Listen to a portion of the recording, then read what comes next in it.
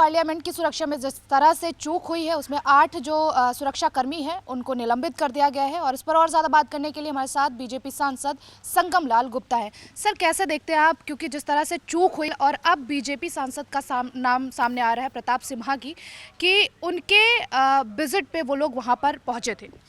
देखिए, सुरक्षा में चूक तो हुई है। लोकसभा में हम स्वयं वहाँ पर उपस्थित थे और जिस तरीके से वो जंप किया सदन के अंदर और उसके बाद दूसरा व्यक्ति उसी के पीछे जंप कर रहा है और जब उसको हम लोग पकड़ने के लिए दौड़ रहे हैं तो उसी पे वो कूद रहा है। मतलब आगे लोकसभा स्पीकर की कुर्सी की तरफ वो भाग रहा है और उसके बाद उसने जूते से निकाल करके जो कलर बम जो उसने छोड़ा तो पूरा सारे के सारे जो सांसद वहाँ उपस्थित थे हम सब लोग घबरा गए कि कहीं कोई केमिकल तो नहीं छोड़ दिया है। तो सारे लोग उसको पकड़ के सुरक्षा कर्मियों ने घसीटते हुए बाहर लाया। मतलब थोड़े समय के लिए किसी को कुछ समझ में ही नहीं आया कि हुआ क्या है। और इसके पहले भी आतंकवादियों ने धमकी भी दिया था कि हम कुछ न कुछ कार्य करेंगे, तो उतनी समय किसी को कुछ समझ में नहीं आया कि हुआ क्या है। सबको लगा कि कोई केमिकल छोड़ दिया गया, मतलब कोई आतंकवादी हमला हो गया। और उसके बाद उसको लेके गए। मतलब इतने लोग फिर भी उसके नज़र को देख रहे थे तो उसके नज़र पे कोई ऐसा दहशत और डर था ही नहीं।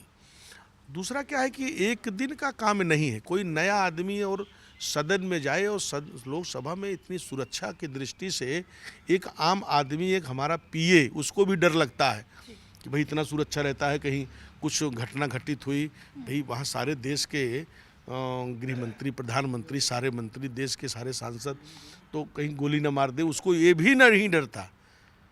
जिस तरीके से उसने जंप किया तो कहीं ना कहीं सुरक्षा में। लेकिन अब विपक्ष लगातार इस पर भी हमलावर है कि जिस सांसद के बलबूते वो दोनों लोग गए थे, विजिट कार्ड बनवाया था, अब उसकी भी जवाबदेही कहीं ना कहीं बनती है।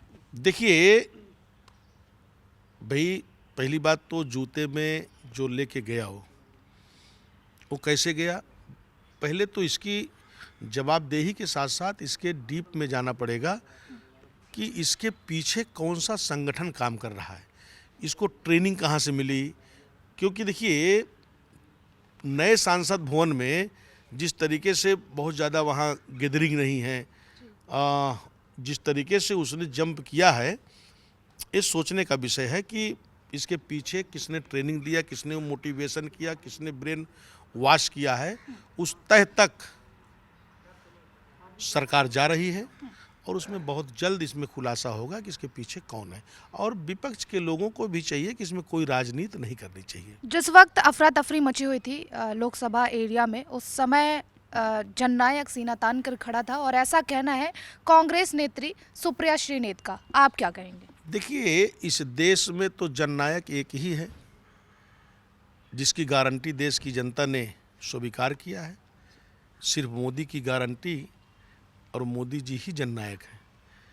कोई ज़बरदस्ती का जननायक बने अपने मन से तो भाई बन सकता है, मगर जननायक कहेंगे तो जननायक तो देश में एक ही है, देश के प्रधानमंत्री। एक आखिरी सवाल, भारत जोड़ो यात्रा के बाद अब कांग्रेस शुरू करने जा रही है यूपी जोड़ो यात्रा। यूपी में क्या टूटा हुआ है जिसको जोड़ने की कोशिश अब जो है कांग्रेस करेगी? देखिए, कांग्रेस भारत जोड़ो यात्रा, जो कि भारत पहले से जुड़ा था, यूपी जोड़ो यात्रा यूपी पहले से ही जुड़ा हुआ है। अब जोड़ो यात्रा से उनका कुछ निकलने वाला नहीं है। पहले उनको अपने गिरेबान को साफ करना पड़ेगा कि उनके मैनेजर के पास कितना धन इकट्ठा हुआ कि गिनने के लिए मशीन भी खराब हो गई है। तो पहले अपने गिरेबान को साफ करें और फिर जनता के बीच में जाके जोड़ने का काम करें। बहुत बहुत शुक्रिया। और ये थे हमारे साथ बीजेपी सांसद संगम लाल गुप्ता। कैमरा पर्सन राम के साथ काजल सिंह, TV7 भारत।